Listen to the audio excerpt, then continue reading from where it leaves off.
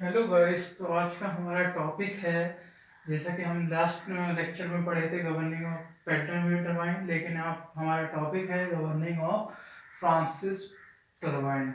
तो बेसिकली हमारा गवर्नर का वर्क तो वही रहता है कि जब हमारा लोड जो है इंक्रीज करता है तो स्पीड डिक्रीज करती है और फ्यूल सप्लाई भी इंक्रीज करती है। और अगर हमारा लोड कम होता है तो स्पीड बढ़ जाती है और फ्यूल सप्लाई भी कम हो जाती है।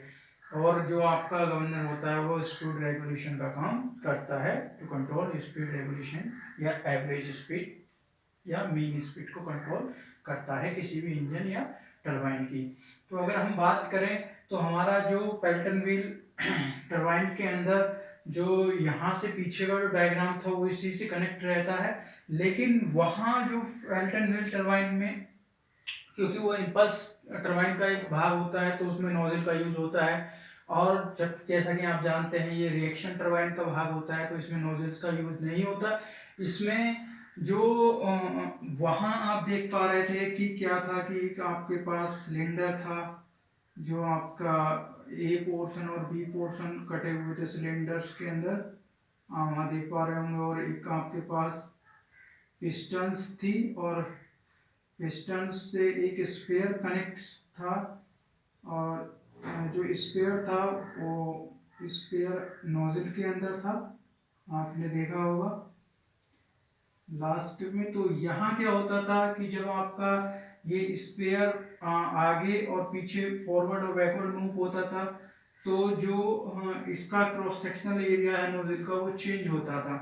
लेकिन क्योंकि इसमें तो नोजल होता नहीं है तो इसमें जो क्रॉस सेक्शनल एरिया चेंज होता है, तो आप देख पा रहे होंगे जो आपका ये गाइड वेन होती है इसके कारण होता है। क्योंकि देखिए जब ये आपका रोटेट करता है तो आप देख पा रहे होंगे कि इधर का एरिया कुछ ज़्यादा हो जाता है और इधर का एरिया कम हो जाता है, जिससे कि पानी जो है हमारा वाटर यहाँ से एंटर करता है और इधर से जब निकलता है तो इधर का जो आउटलेट होता है वो छोटा होता है, क्रॉस सेक्शनल एरिया कम हो जाता है, जिसके कारण जो है वहाँ हमारा क्रॉस सेक्शनल एरिया चेंज होता है और जो वाटर की स्पीड हमें तेज मिलती है। और इसमें इस तरीके से हम वाटर की जो वेलोसिटी होती है इंक्रीज करते हैं। और इसमें जो आपका स्पेयर और नोजल की जो पेल्टन व्हील टरबाइन थी उसमें स्पेयर और नोजल की हेल्प से जो है हम वेलोसिटी को वाटर के इंक्रीज करते हैं।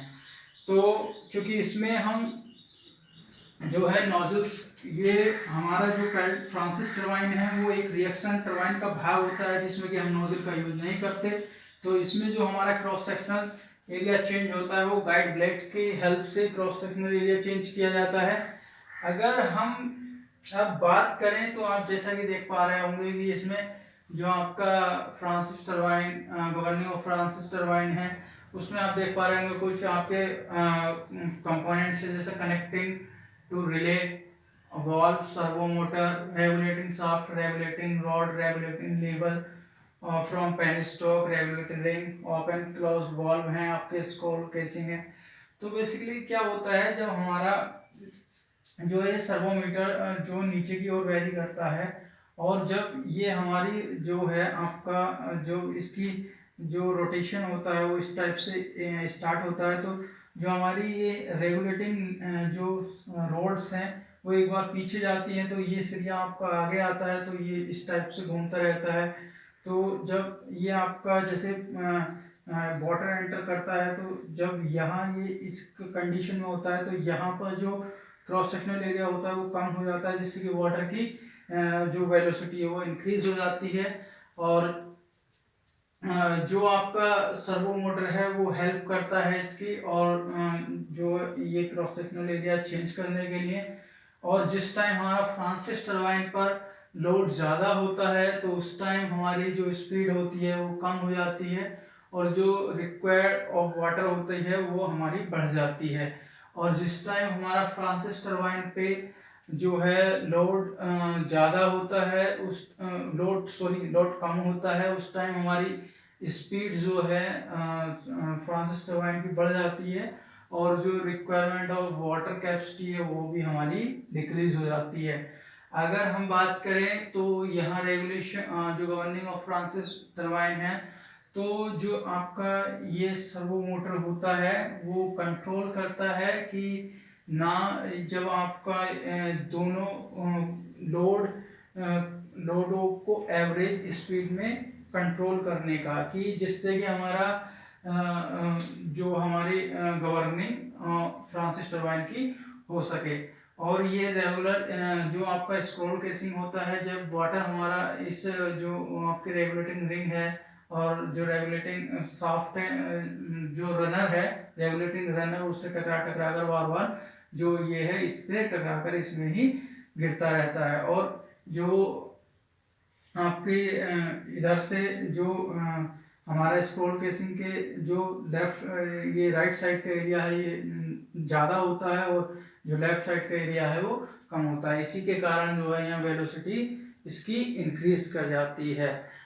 तो हम हमारा ये जो हाइड्रो इलेक्ट्रिक पावर प्लांट यहाँ पर ख़त्म होता है। और अगर किसी को कोई भी क्यूरी है पावर प्लांट के अंदर या किसी भी टॉपिक पर किसी भी यूनिट में, तो वो कमेंट सेक्शन में कमेंट करके पूछ सकता है। और आज के लिए ये हमारा पावर प्लांट जो है ख़त्म होता है। और अगर किसी को कोई क्वेरी है तो वो कमेंट सेक्शन में कमेंट करके पूछ सकता है कोई सी भी यूनिट में। थैंक्स टू ऑल स्टूडेंट, अच्छे से अपना पेपर दीजिएगा और अच्छे से तैयारी कीजिएगा और अच्छा रिजल्ट लेके आइएगा इन पावर प्लांट के अंदर, और सभी अच्छे मार्क्स ग्रहण करें। अगर किसी को कोई डाउट है तो वो आप पूछ सकते हैं कमेंट सेक्शन के अंदर। All okay, thanks to all students.